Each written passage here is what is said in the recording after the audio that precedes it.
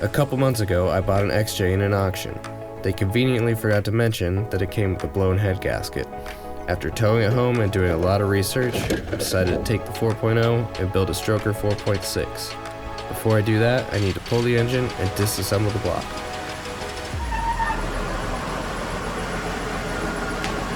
The whole reason I'm going over to my grandparents' house to do this rebuild is back in the day, my grandpa used to flip cars, so he used to buy vehicles with blown engines and go to the junkyard and pull the old engine out, swap it, and flip it.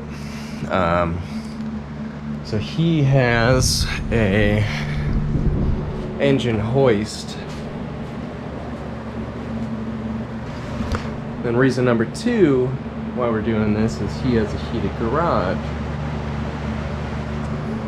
and I do not.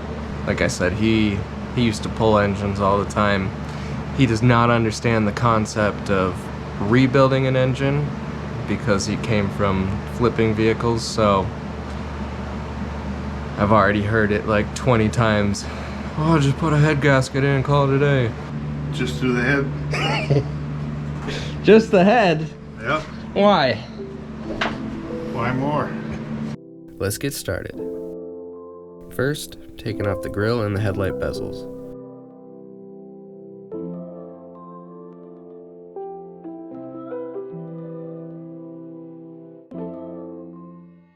Next is the airbox and the electric fan. Now I have room to get the remaining bolts holding the header panel in place. I'm taking off the radiator hoses and the clutch fan.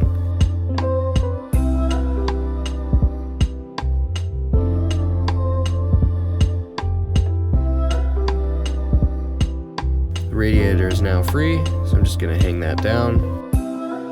Next is the AC compressor, which I'll set to the side without disconnecting the lines.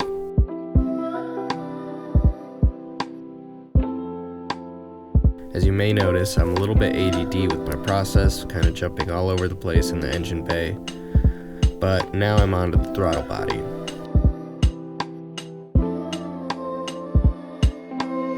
Now taking off the power steering pump, again leaving all the lines connected and just tucking it to the side.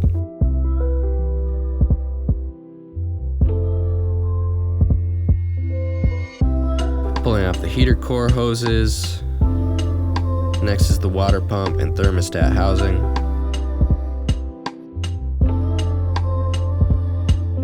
I think this is day 2 now, starting with the fuel rail and injectors.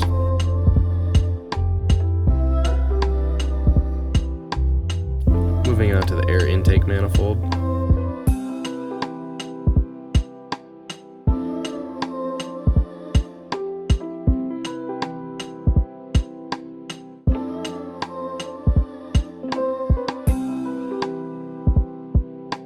As you're about to see, the exhaust manifold was quite the struggle. The connection of the manifold and the downpipe was all seized up.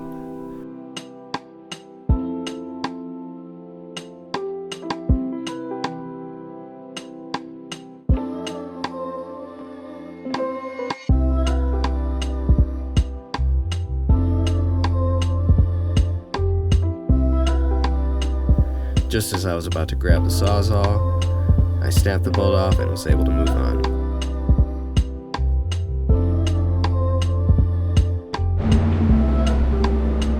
This is all the good pile after 2 days.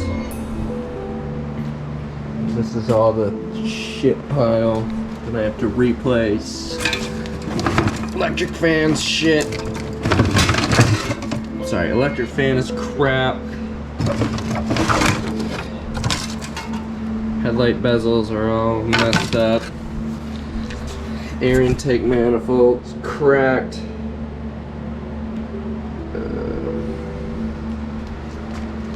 Yeah, a bunch of other hoses and whatnot are getting replaced.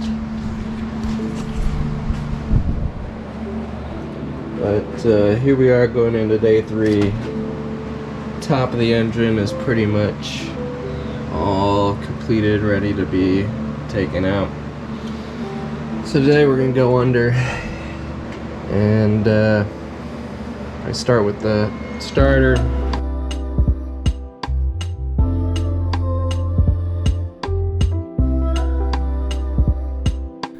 After the starter is out, I can now take the bolts off around the bell housing.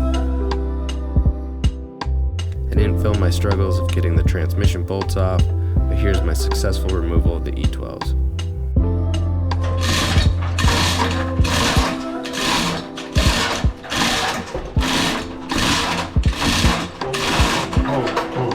Huh? Hold it. See if there's. Ground in the back, don't stop. That's Ground on okay. this side. There's the ground?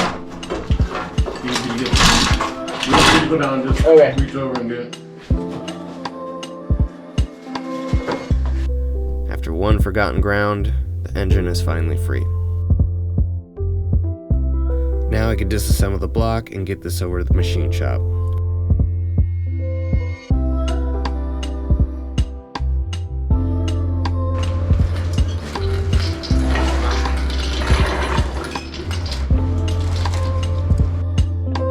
First up is the valve cover.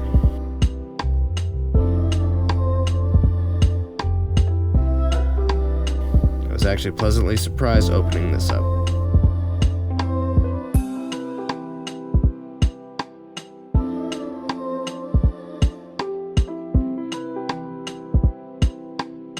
Rockers and push rods are next.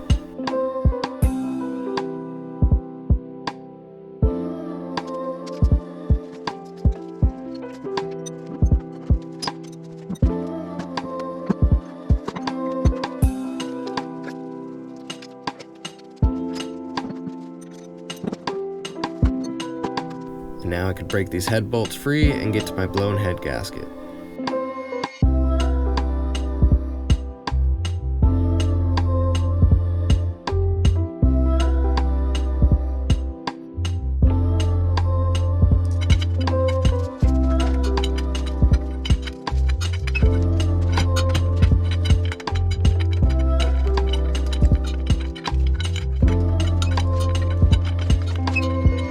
We've identified the problem.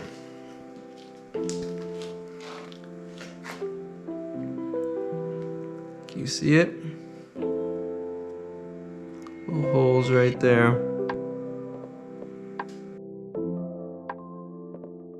My misfire was on cylinder 2 and 3, and you can see where the coolant was leaking into the cylinders, especially on number 3. It cleaned away all the carbon on top of the piston.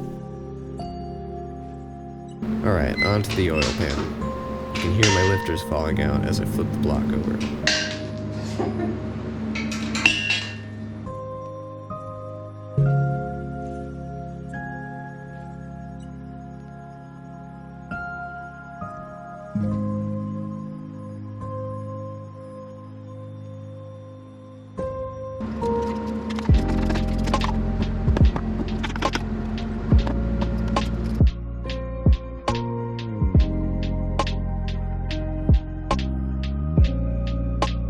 The oil pan is free and looking like a delicious chocolate milkshake inside.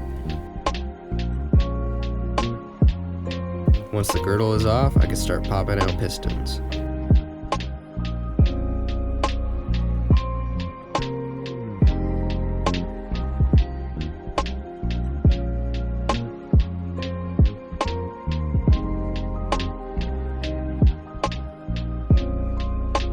With the hydraulic press, I'm disconnecting the rods from the pistons. These rods will get reused for the stroker. There we go.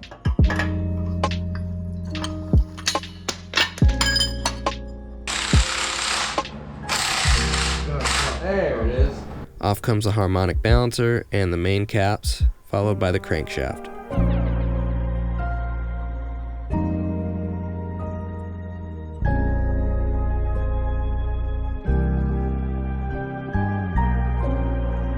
I didn't film it, but the camshaft came out next. And finally, the last thing that needed to be done is popping out these freeze plugs.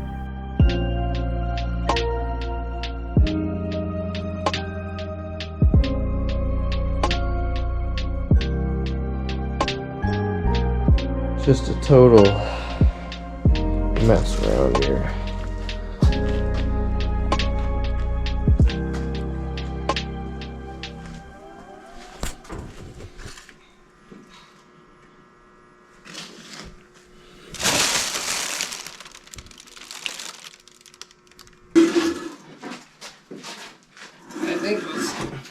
turn it sideways.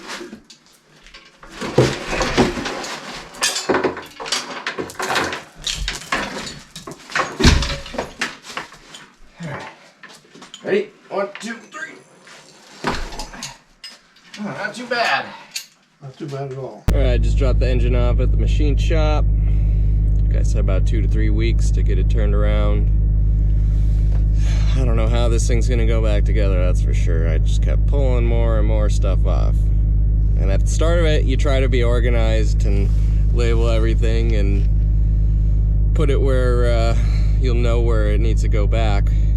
But then as you get farther and farther down, then it's just like, oh shoot, this has to come off, this has to come off, this has to come off, and you just start throwing stuff in bags and whatever. It's gonna wrap this video up. A couple weeks we'll get the engine back and start putting it together.